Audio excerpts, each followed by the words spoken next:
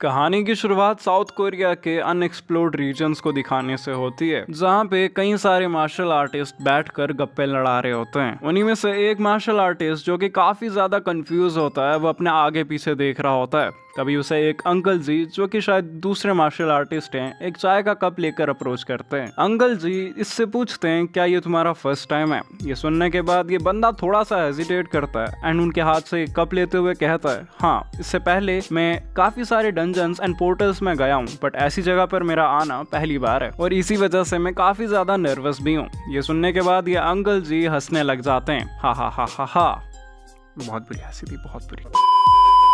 And then फिर ये uncle जी अपनी हंसी खत्म करने के बाद इस नौजवान को कहते हैं कि ऐसी जगहें कई सौ सालों से अबेंडेंट पड़ी हुई हैं, जिस कारण ऐसी जगहें कई सारे खूंखार मॉन्स्टर से भरी रहती हैं और हो भी सकता है यहाँ एशियन टाइम यानी पुराने जमाने के मॉन्स्टर भी घूम रहे हों। और ऐसे ही बात करते करते ये अंकल जी इस लड़के के साइड में बैठ जाते हैं, पर फिर अचानक ही इस बंदे को कुछ याद आता है एंड ये इन अंकल से पूछता है कि बट क्या हमारे एक्सपेडिशन लीडर उस प्रेस्टिजियस मार्शल ली क्लैन से नहीं आते हैं? मैंने सुना है कि वो क्लैन लीडर के भाई हैं, तो फिर तो वो पक्का काफी ज्यादा स्ट्रॉन्ग होंगे, है ना? इस नौजवान की बातें सुनने के बाद ये अंकल जी एक कॉर्नर में किसी की ओर देखते हैं। अंकल जी वहां से अपनी नजरें वापस ले लेते हैं एंड देन ये हंसते हुए कहते हैं, क्या तुम इसकी बात कर रहे हो? एंड देन हमें हमारे एमजी को दिखाया जाता है, जो कि अभी अपनी 40 की उम्र में चल रहा है, यानी वो 40s में चल रहा है। और फिर ये अंकल अपनी बात कंटिन्यू करते हुए कहते हैं कि ये बंदा कोई भी स्पेशल पर्सन नहीं है, ये एक नाजायज औलाद है जिसे अपनी फैमिली से बाहर निकाल दिया गया है बिकॉज वो काफी ज्यादा वीक था। एंड देन सीन फिर से लिचुअल की तरफ शिफ्ट होता है, जो कि बहुत ज्यादा एग्जॉस्टेड दिख रहा है। ऐसा लग रहा है कि उसने अपनी जिंदगी पर गिव अप कर दिया।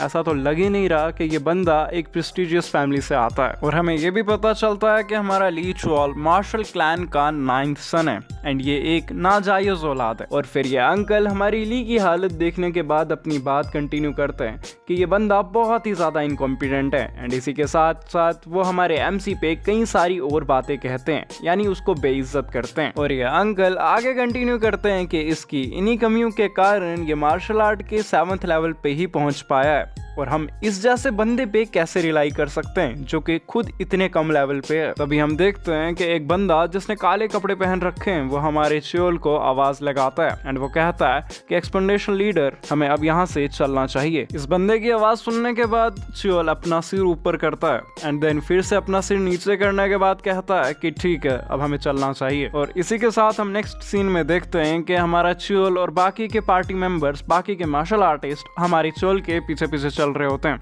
बट हमारा च्योल काफी ज्यादा अजीब फील कर रहा होता है, स्पेशली इस जर्नी के बारे में। उसको इस जर्नी के बारे में काफी अनईजी फीलिंग्स आ रही होती हैं। उसके दिमाग में कई सारे थॉट्स चल रहे होते हैं। वो सोच रहा होता है कि ब्लैक स्फीयर कोर, जो कि एक स्पेशल फोर्स है, वो ली मार्शल क्लैन के हेड को सर्व करती है और उन्हें तो मुझे प्रोटेक्ट करना चाहिए, पर किसी कारण मुझे यहाँ से सही फीलिंग नहीं आ रही, मुझे काफी बैड फीलिंग्स आ रही हैं। तभी हमारा ली पास्ट की मेमोरीज को याद करने लग जाता है एंड वो इन मेमोरीज को याद करते हुए कहता है कि मेरे पास भी एक समय पे कई सारे ड्रीम्स और कई सारे सपने थे जिन्हें मैं पूरा करना चाहता था, और जब मुझे ये पता चला कि मैं सुप्रीम ली मार्शल क्लैन का एक वंशज हूँ, तो उसी समय सिलेक्शन सेरेमनी में मुझे एक सुप्रीम डिवाइन वेपन ने चूज भी कर लिया। ली कहता है कि उस समय मैं ये सोचा करता था कि अगर मैं मेहनत करूंगा तो एक दिन मुझे पक्का रिकॉग्निशन मिलेगी, बट अनफॉर्चुनेटली वो दिन कभी आ ही नहीं पाया जब हमारे ली को रिकॉग्निशन मिली। वो कुछ 7 या 8 साल का था जब एक डॉक्टर ने उसे ये बताया कि उसका माना फ्लो बहुत ही ज्यादा डिफरेंट है, जिस कारण वो कभी भी मार्शल लेवल्स में ऊपर नहीं जा पाएगा। और अगर वो इस तरह के माना के साथ अपनी ट्रेनिंग कंटिन्यू करेगा तो वो अपने माना को बिल्कुल स्टेबल नहीं रख पाएगा, जो इंजरीज में रिजल्ट हो सकता है, यानी इसको इंजरीज हो सकती हैं अगर ये प्रैक्टिस आगे करता रहा तो। ये बातें हमारे उस समय के ली के लिए काफी ज्यादा दर्दनाक थी। वो ये सब सुनकर सहम चुका था, बहुत ही ज्यादा डरा हुआ था एंड उसे बहुत ही ज्यादा दुख हो रहा था। एंड फिर हम देखते हैं कि एक बटलर ली फैमिली के लीडर एंड हमारे ली के फादर को ये कहते हैं कि हमारी ली की इस कंडीशन के साथ वो कभी भी मार्शल लेवल के 9th लेवल पे नहीं पहुंच पाएगा। और बटलर अपनी बात कंटिन्यू करते हुए कहता है कि अगर यंग मास्टर इस लेवल तक पहुंच जाते हैं तो इसका मतलब ये कोई मिरेकल से कम बात नहीं है। ये बातें सुनने के बाद ली के फादर काफी ज्यादा डिसअपॉइंट हो जाते हैं एंड पीछे मुड़ जाते हैं। फिर हमारा ली कहता है कि वही समय था जब सब चीजें बदल गई, और जब बाकी के लोगों को मेरी इस कंडीशन के बारे में पता चला तो उन लोगों ने मेरी स्वॉर्ड सिलेक्शन को एक मेयर कोइंसिडेंस कहकर नकार दिया, यानी ये कहकर नकार दिया कि ये उसके लायक नहीं है, वो तो एक सिर्फ तुक्का था। बट फिर भी मैंने अपना सब कुछ दे दिया ताकि मैं उन लोगों को गलत साबित कर पाऊं। इसी के साथ मैं 25 साल की उम्र में मार्शल लेवल के 7th लेवल पे पहुंचाया। इवन दो ये लेवल मेरे भाई बहनों ने तभी अचीव कर लिया था जब वो सिर्फ बच्चे थे, पर जेन्युइनली मैं उस टाइम बहुत ही ज्यादा खुश था। पर वो खुशी ज्यादा देर की नहीं थी। जैसे ही मैं 30 का हुआ मुझे क्लैन से बाहर निकाल दिया गया। उस समय जब लोगों को ये पता चला कि मेरे में टैलेंट नहीं है, अगर उस समय मेरे बड़े भाई मेरी मदद ना करते तो मैं एक जिंदा लाश बनकर रह जाता। तब से लेके आज तक मैं सिर्फ भाग ही रहा हूँ, और ये भागते भागते मुझे 10 साल तो हो ही गए। अब तो तबाही का समय भी शुरू हो चुका है। मॉन्स्टर्स के रीजन्स बढ़ते ही जा रहे हैं। मॉन्स्टर्स बहुत ही जल्दी इवॉल्व भी होते जा रहे हैं, जिससे ह्यूमन सिविलाइजेशन को बहुत ज्यादा खतरा है। मेरे फादर, जिन्हें मार्शल आर्ट्स का धुरंधर माना जाता था, जो ली मार्शल क्लैन के हेड थे, वो भी अब इस दुनिया में नहीं रहे। मेरे फादर की मौत की न्यूज के थोड़े समय बाद ही ये काले कपड़ों में लोग मेरे को ढूंढते हुए आ गए, और जब मैंने इनसे पूछा ब्लैक स्फीयर कोड तुमने मुझे कैसे ढूंढा, तो इसके जवाब में इन्होंने मुझे कोई भी जवाब नहीं दिया। इंस्टेड इन लोगों ने मेरी तरफ एक लेटर को कर दिया एंड बहुत ही धीमी आवाज में कहा कि ये लेटर तुम्हारे लिए है। इन लोगों के रवैये को देखकर हमारा ली अपनी सांस छोड़ता है एंड खुद ही से हंसते हुए कहता है, तो क्या ये मेरे सवाल को इग्नोर ही करने वाले हैं? और इसी के साथ वो इस लेटर को खोल के पढ़ने लग जाता है, और लेटर पढ़ते पढ़ते उसे ये दिखता है कि लीडर की जगह ली गनसॉन लिखा गया है। वो मन ही मन सोचता है कि थर्ड ब्रदर लीडर बन चुका है, तो फर्स्ट ब्रदर का क्या हुआ? हमारे ली के दिमाग में कई सारे सवाल आ ही रहे होते हैं। तभी ये काले कपड़ों में लोग कहते हैं कि ठीक है, हम 1 घंटे बाद मिलेंगे, और इसी के साथ ही वापस चले जाते हैं। हम अपने ली को देखते हैं जो कि इस लेटर को अपने हाथ में जोर से पकड़ लेता है और अर्जेंटली यानी जल्दी से इन लोगों को आवाज लगाते हुए पूछता है, मेरे बड़े भाई को क्या हुआ? हमारे ली का सवाल सुनने के बावजूद भी ये लोग इसका कोई भी जवाब नहीं देते हैं। हमारा ली कहता है कि मैंने पिछले 10 सालों में स्वॉर्ड को हाथ तक नहीं लगाया है, तो तुम मुझे क्यों मॉन्स्टर्स के रीजन में जाके इन्वेस्टिगेशन करने को कह रहे हो? ली की बातें सुनने के बाद इन लोगों में से एक बंदा काफी ज्यादा गुस्सा हो जाता है एंड वो पीछे गुस्से में देखते हुए कहता है कि क्या तुम ये कहना चाह रहे हो कि तुम इसे रिफ्यूज करते हो? और वो ली को डराने के लिए अपने हाथ अपनी स्वॉर्ड पे रख देता है। ये सब देखने के बाद हमारा ली थोड़ा सा घबरा जाता है। ये सब देखने के बाद हमारा ली ये सोचता है कि अगर तो मैंने इन्हें मना किया तो इन लोगों ने मुझे मार देना है, और कोई चारा ना होने के कारण हमारा ली कहता है कि तुम गलत समझ रहे हो, मैं ना नहीं कह रहा था, मैं ये करने के लिए बिल्कुल रेडी हूँ। ली की ये बात सुनने के बाद ये लोग सेटिस्फाई हो जाते हैं एंड ये हवा में ही यहाँ से कहीं गायब हो जाते हैं। इन लोगों के जाने के बाद ली इस पेपर को बिल्कुल क्रश कर देता है एंड इन लोगों पे बहुत ज्यादा गुस्सा हो जाता है। एंड देन सीन फिर से प्रेजेंट में शिफ्ट हो जाता है, जहाँ पे हम देखते हैं कि ली एंड उसकी पार्टी काफी देर से जंगल से ट्रैवल कर रही हैं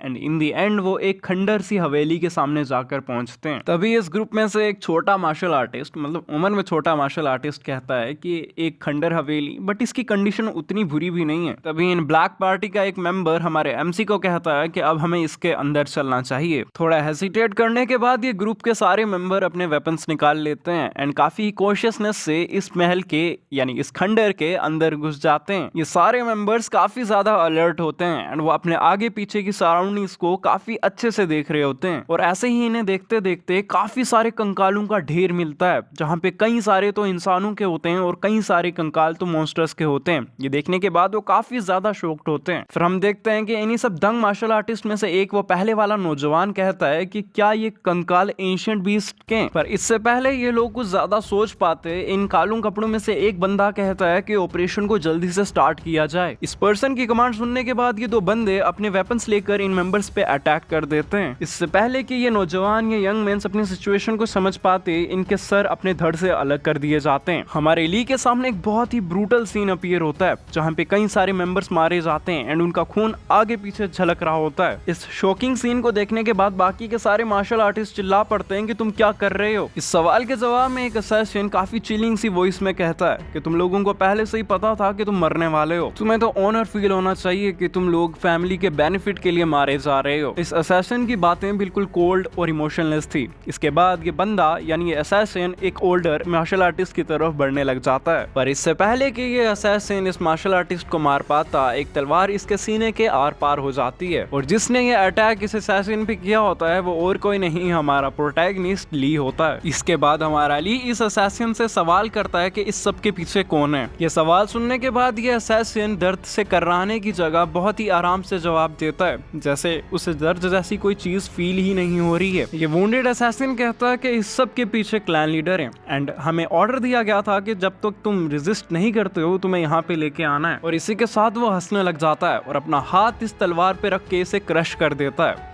एंड इसी के साथ जब वो पीछे मुड़ता है तो हम देखते हैं कि इसकी जो चोट है ये एकदम से हील होने लगी है। हमारा अली इस तरह की फास्ट रीजनरेशन स्पीड को देखकर दंग रह जाता है। वो अपनी आंखों पे बिल्कुल यकीन नहीं कर पा रहा था। इससे पहले कि ये असैसिन कुछ और कर पाता है, ये ओल्ड मार्शल आर्टिस्ट अपना चांस देख लेते हैं एंड ये अचानक इसके पीछे आ जाते हैं ताकि ये इस पे एक सरप्राइज अटैक कर पाए। और वो अपना अटैक करने ही वाले थे बट सडनली ये बंदा पीछे मुड़कर कैजुअली अपने ब्लेड को स्विंग कर देता है एंड इनके अटैक लैंड होने से पहले ही ये मार्शल आर्टिस्ट मारे जाते हैं। हमें ये दिखाया जाता है कि ये स्ट्राइक इतनी ज्यादा पावरफुल थी कि मार्शल आर्टिस्ट के शरीर के 2 टुकड़े हो चुके हैं, जिसके बाद यहाँ खून ही खून फैल जाता है। ये सब करने के बाद ये असैसिन हमारे ली की तरफ देखता है एंड ये बहुत ही क्रीपी सी स्माइल देता है एंड उसकी बेइज्जती करते हुए कहता है कि तुम कितने पैथेटिक हो। मैंने सोचा था कि तुम थोड़े तो स्ट्रॉन्ग होगे, तुम तो डिजर्व ही नहीं करते कि तुम ली मार्शल क्लैन से आओ। मुझे अभी भी ये यकीन नहीं हो पा रहा कि तुम्हारा आधा खून ली मार्शल क्लैन से आता है। और इसी के साथ वो बिजली की रफ्तार से हमारे ली के ऊपर अटैक करता है एंड उसकी छाती पे लात मारता है, जिससे हमारे ली के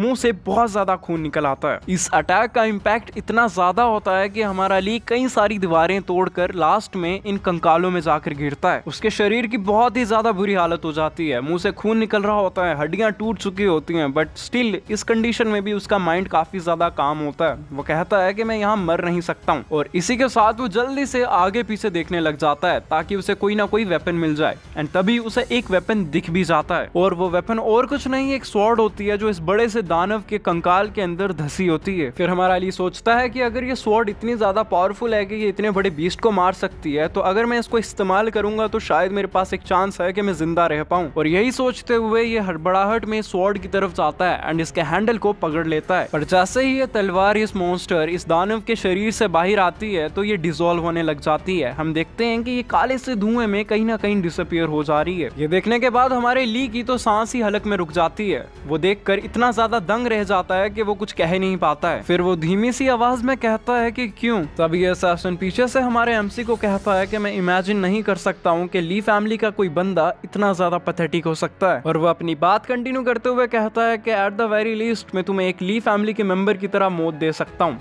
एंड इसी के साथ वो हमारे एमसी पे अटैक कर देता है। ये अटैक लगने के बाद हमारे एमसी के शरीर की सारी स्ट्रेंथ गायब हो जाती है एंड वो नीचे को गिरने लग जाता है एंड उसके मन में यही थॉट्स चल रहे होते हैं कि हेवंस बहुत ही ज्यादा क्रूएल हैं। क्या मैं ऐसी ही मौत मरने वाला हूँ कि आज मैं ऐसी मौत मरूंगा। एंड हम देखते हैं कि हमारे ली के शरीर के भी 2 टुकड़े हो चुके हैं एंड वो मन ही मन सोच रहा होता है कि मैंने पूरी जिंदगी कुछ नहीं किया, मैं सिर्फ पूरी जिंदगी भागता ही रहा हूँ। मैंने अपनी पूरी जिंदगी में कई सारे फेलियर्स देखे पर मैंने कभी एक्सपेक्ट नहीं किया था कि मेरी जिंदगी ऐसे खत्म होगी। पर अगर मेरे को जिंदगी जीने का एक और मौका मिलेगा तो इससे पहले कि वो अपनी बात खत्म कर पाता उसकी आंखों के सामने अंधेरा छा जाता है बट उसकी कॉन्शियसनेस फेड नहीं होती है। और तभी उस अंधेरे में से उसे थोड़ी सी रोशनी दिखाई देती है एंड उसे एक काफी फेमिलियर सी आवाज भी सुनाई देती है। और वो आवाज किसी से पूछ रही होती है क्या ये यूजिंग का बेटा है एंड यूजिंग को क्या हुआ। और ये सवाल जिससे पूछा जा रहा था वो एक तरह का बटलर दिख रहा होता है एंड वो बटलर जवाब में कहता है कि जब वो हमें मिली इसके आगे वो कुछ नहीं कहता है एंड वो हेजिटेट कर रहा होता है। एंड फिर हमें ली के थॉट्स दिखाए जाते हैं जो कि इन दोनों आवाजों को काफी अच्छे से पहचानता है क्योंकि इसमें से एक आवाज इसके फादर की है। पर सरप्राइजिंग बात यह है कि वो बहुत पहले ही मर चुके हैं।